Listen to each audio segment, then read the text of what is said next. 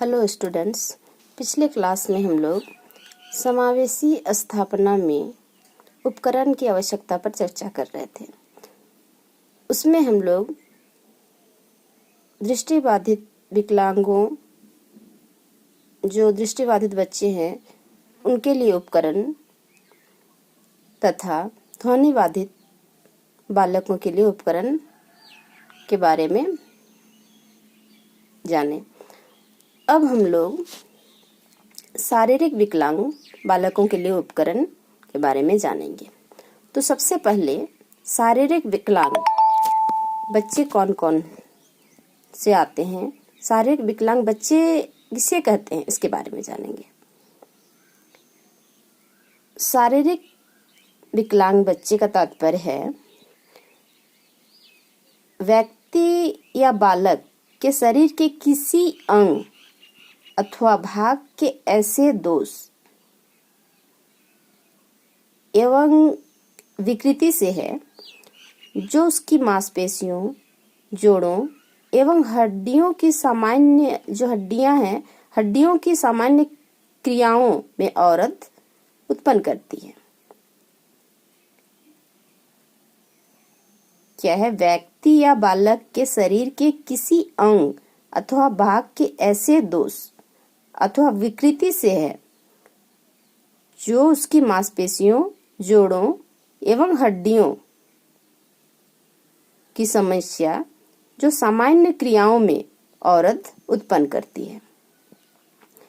तो जो इस तरह से बाधित बच्चे हैं, जो समस्यात्मक बच्चे हैं, जो शारीरिक रूप से विकलांग हैं, उनके लिए समाज के साथ समायोजन के लिए, समाज के साथ कार्य करने के लिए, समाज के साथ सहयोग करने के लिए शिक्षण कार्य करने की आवश्यकता पड़ती है। सभी बच्चों के साथ, सामान्य बच्चों के साथ कार्य करने की आवश्यकता होती है, तभी वो समाज के साथ समायोजन कर सकते हैं, समाज की हर समस्या के साथ उसका सहयोग कर सकते हैं, समाज के हर कार्यों को करने में समाज का सहयोग कर सकते हैं। तो इसके लिए बच्चों को समाज के अन्य सामान्य बालकों के साथ शिक्षण लेने की आवश्यकता पड़ेगी। तो जो शारीरिक रूप से विकलांग बच्चे होते हैं, वो जो है हर तरह के समस्या, जो शरीर से जो समस्यात्मक है, वो विद्यालय जाने के लिए जो है दूसरे पर आश्रित होना पड़ता है, दूसरे के सहयोग से वो अपने कार्यों को करते हैं। तो जो इस तरह से समस्यात्मक बच्चे हैं, उनके लिए विद्यालय में इस तरह से स्थापना करनी चाहिए, उनकी इस तरह से व्यवस्था करनी चाहिए कि वह कार्यों को खुद से कर सके और अपना शिक्षण अधिगम कार्य कर सके। तो यहाँ पे हम लोग देखेंगे कि शारीरिक विकलांग बालकों के लिए उपकरण कौन कौन से हैं।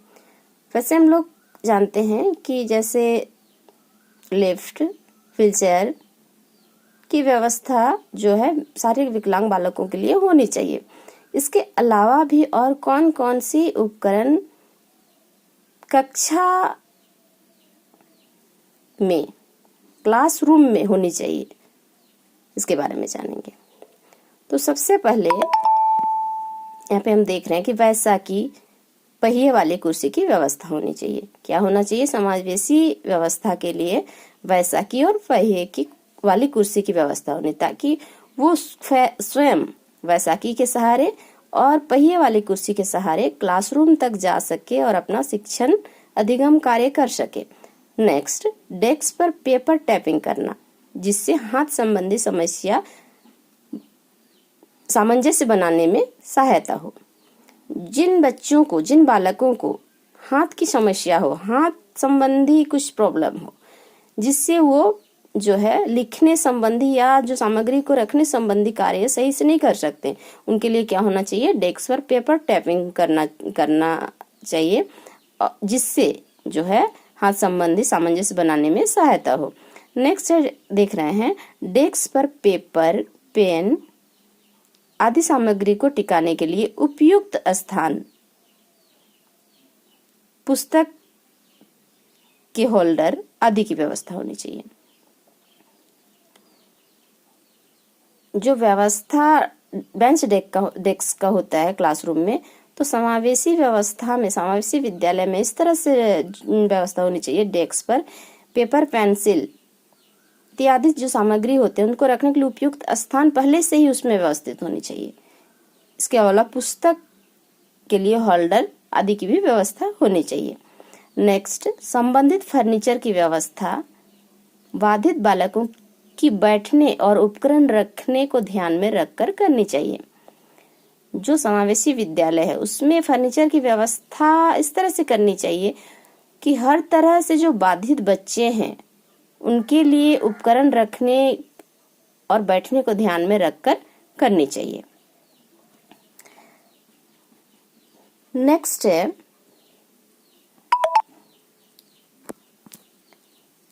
लैपबोर्ड, पेज टर्नर, मोटे पेन तथा मोटे पेन होल्डर आदि का प्रयोग आदि की भी व्यवस्था होनी चाहिए। इससे क्या है, जो अस्थिबाधित बालक है वो बच्चे पढ़ने लिखने संबंधी कार्यों के लिए करते हैं। अब हम लोग देखेंगे बानी बाधित बालकों के लिए उपकरण। बानी बाधित जो बालक हैं वो भी कई तरह के होते हैं। जैसे कोई बोल नहीं पाता है, कोई तुतलाता है, तुतलाना, हकलाना, कोई शब्द का उच्चारण सही से नहीं कर पाता है। तो इस तरह से कई तरह के बानी बाधित बच्चे भी होते हैं। तो उनके लिए जो शिक्षण अधिगम कार्य करने के लिए कौन कौन से उपकरण की व्यवस्था होनी चाहिए इसके बारे में देखेंगे।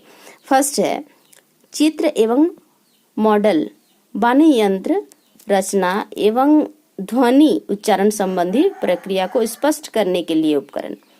क्या है कि जो बानी बाधित बच्चे होते हैं वो चित्र एवं मॉडल, वाणी यंत्र रचना एवं ध्वनि उच्चारण संबंधी प्रक्रिया को स्पष्ट करने के लिए जो है ऐसी उपकरण की व्यवस्था होनी चाहिए कि वो चित्र के माध्यम से और मॉडल के माध्यम से जो है कुछ इस तरह से यंत्र होनी चाहिए जो उच्चारण संबंधी जो है प्रक्रिया को, कार्यों को वो अच्छे से कर सके। नेक्स्ट है चित्र बोर्ड, लेखन तथा टाइपिंग बोर्ड आदि अधिगम सामग्री के अतिरिक्त कृत्रिम भाषा, कृत्रिम वाणी संश्लेषण एवं कंप्यूटर आदि का प्रयोग बानी बाधित बालकों की शिक्षा के लिए किया जाता है। जो बानी बाधित बच्चे हैं उनके लिए चित्र बोर्ड, लेखन तथा राइटिंग बोर्ड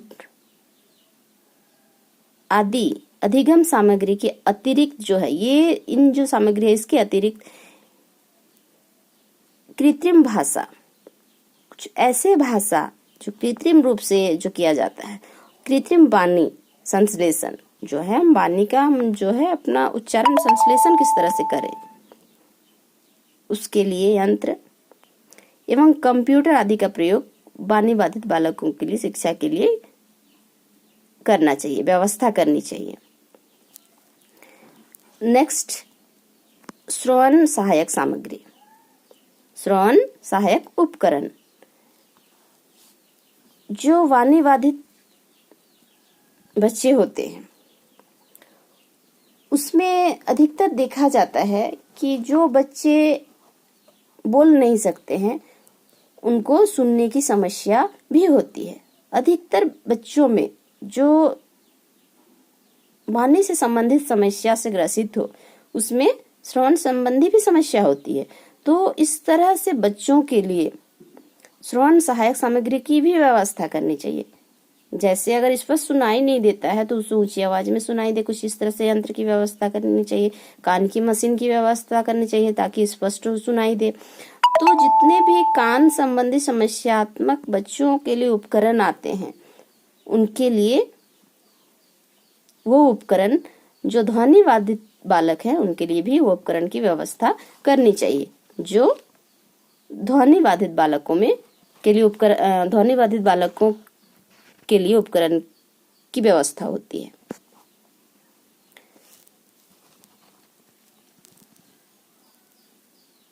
नेक्स्ट वीडियो में हम लोग देखेंगे अधिगम अक्षमता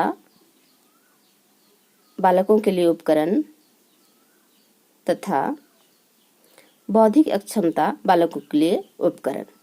थैंक यू।